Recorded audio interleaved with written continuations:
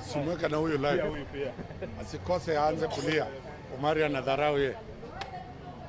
Hapa ni Kiambu police station. Yes. Kiambu. Omari. Yes. How are you, my brother? Fine. He's a guru. Philip. Bora tu niambie pap. Philip, niko poa. Hiyo nishaelewa.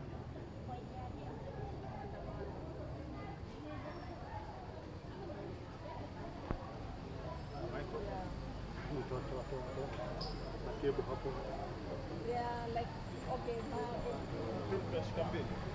Yeah. Let me plug it in for you. Where's the male? Where's the female here? Wengine wakichelewa.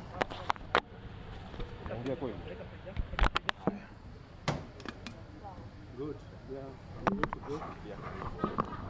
Cable, hebu tengeneza cable. Oh.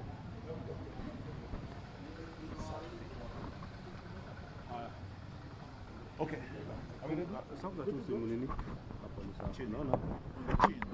The chin. Yeah. Good. We are here to go. Well, I can confirm authoritatively that the members of parliament who were arrested are here. They have been detained at Kiambu police station. I've had a talk with them. They have been taken care of very well.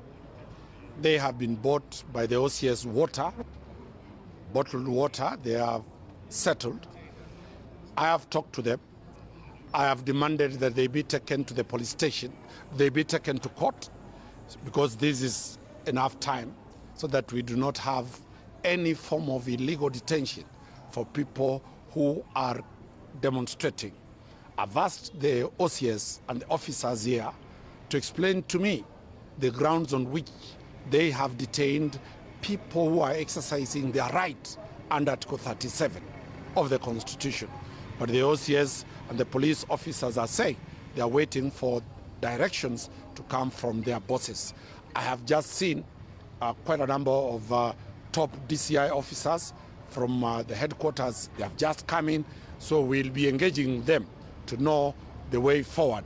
But also with me, I've joined by quite a number of very many members of parliament from the Azimio side, senators from the Azimio side.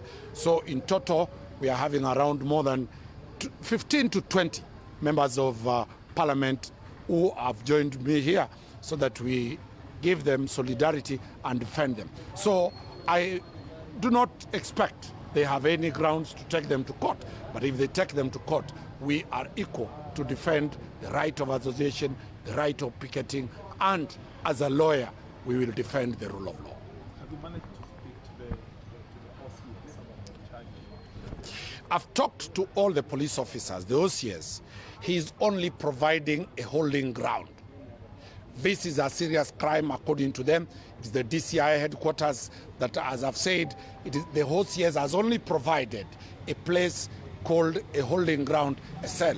It is now when the officers from the DCI that have come in, we are yet to know what they'll prefer against. Otherwise, it is not the OCS to provide the charge sheet. It is the DCI. How would you term the arrest? Is this dictatorship or? I was not present when they were arrested. The police have always a right to arrest everybody and anybody except the president. But the police must arrest within the law, take that person to court. If they have evidence, they take it to court. As because we are law-abiding citizens, we are telling the police, take our clients to court if you have an allegation against them.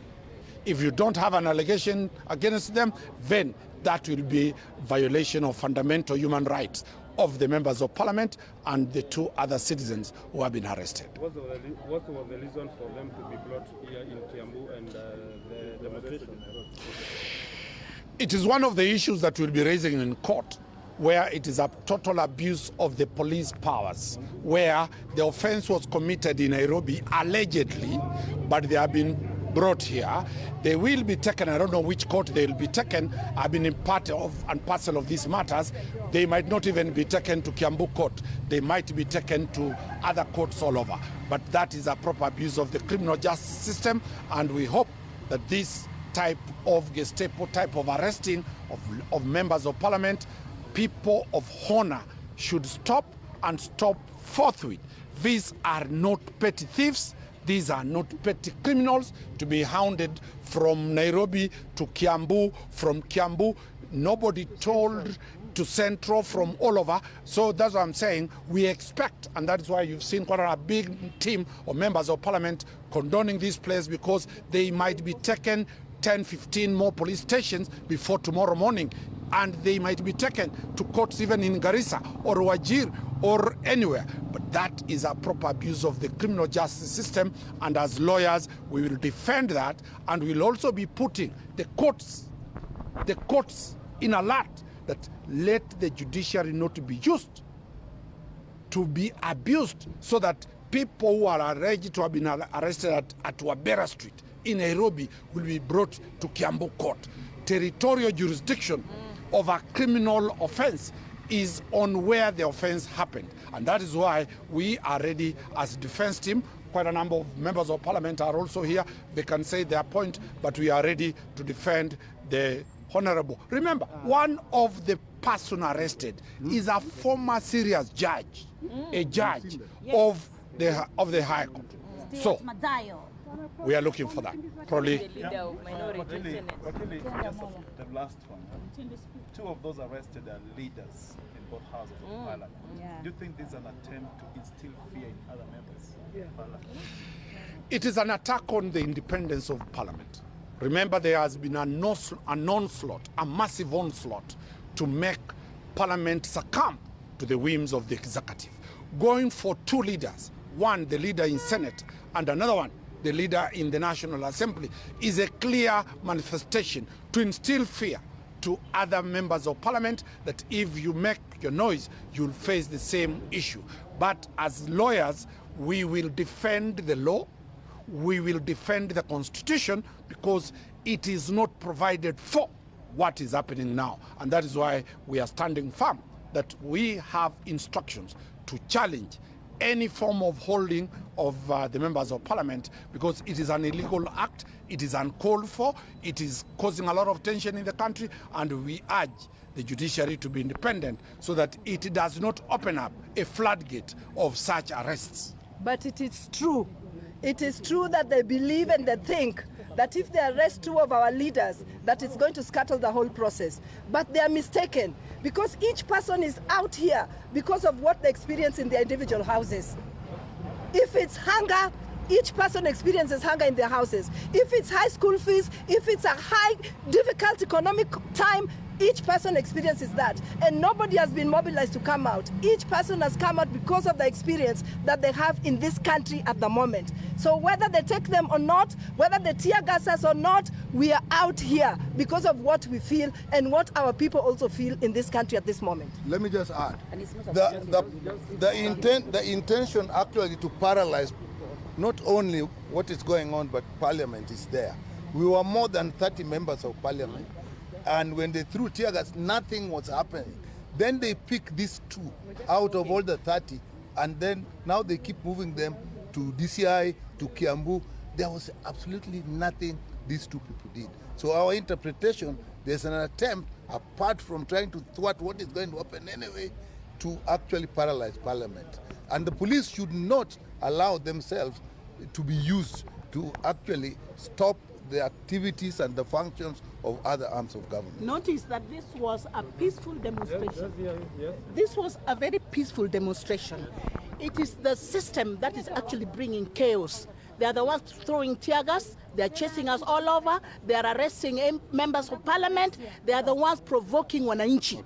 So they take the responsibility. Let me add as follows. Na kwanza wacha niseme, na si viongozi peke yake ambao wameshikwa, hata wale wazalendo wa Kenya, the patriotic Kenyans ambao wamejitokeza kwa sababu katiba imewapatia ruhusa ya kupicket, ya kudemonstrate na kutoa voice yao kwa yale mambo, kwa hali ya maisha vile ambayo imekuwa ngumu. Hata mimi, my driver has been arrested na ameshikwa bure tu. Walienda kwa gari kwa sababu waliona hii ni gari ya mheshimiwa Mishi na wakamuaresti bure, na vijana wengine wetu wengi wamewashika. Wote waachiliwe kwa sababu hawana makosa, hawakuwa armed, hawakuwa na silaha yoyote, hawakutukana mtu yoyote, ni just demonstration. Kwa nini kama ino serikali ya Kenya Kwanza iko right na inafanya kila kitu sawa, kwa nini wasituache tufanye demonstration yetu? Today South Africa they are demonstrating na wako very peaceful, hakuna mtu ameshikwa, hakuna mtu amekuwa arrested. Kwa hivyo give us our right as Kenyan to picket, to demonstrate, to raise our voice on behalf of the Kenyans.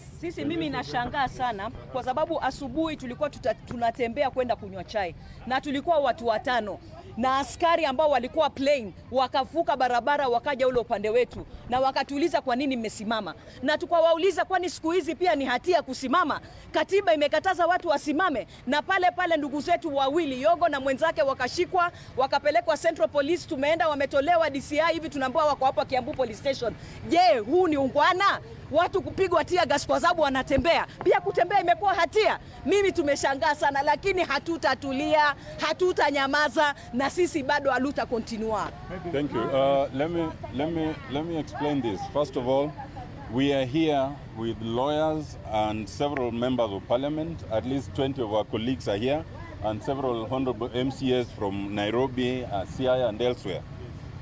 And the reason we are here is because they've arrested 4 of our colleagues and several of our aides, drivers, bodyguards and all that, and they're in various places. Particularly, the Honorable Pio Wandai, we understand, is in Kiambu Police Station.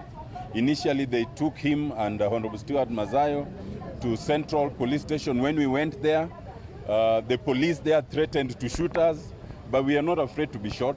And then they moved them to Kiambu DCI. When we followed there, they refused us to gain entry.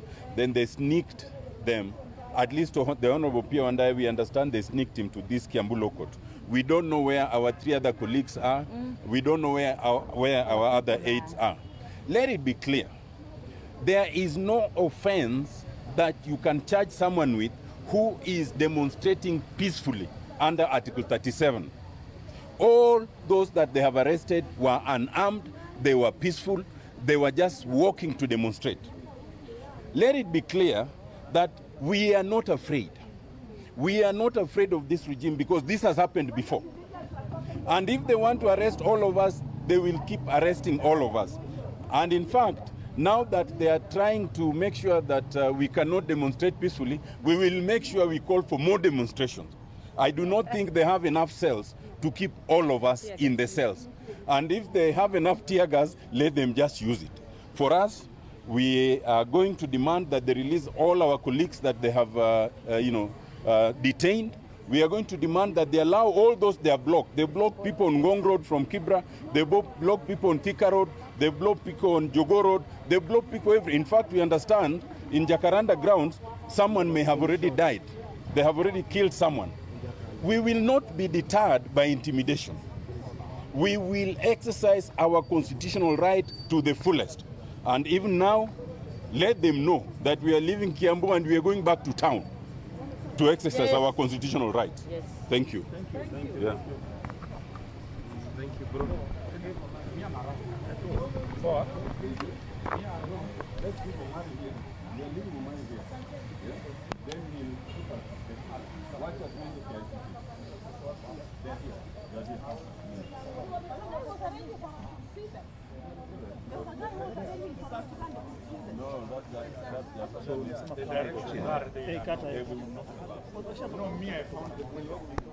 Yes.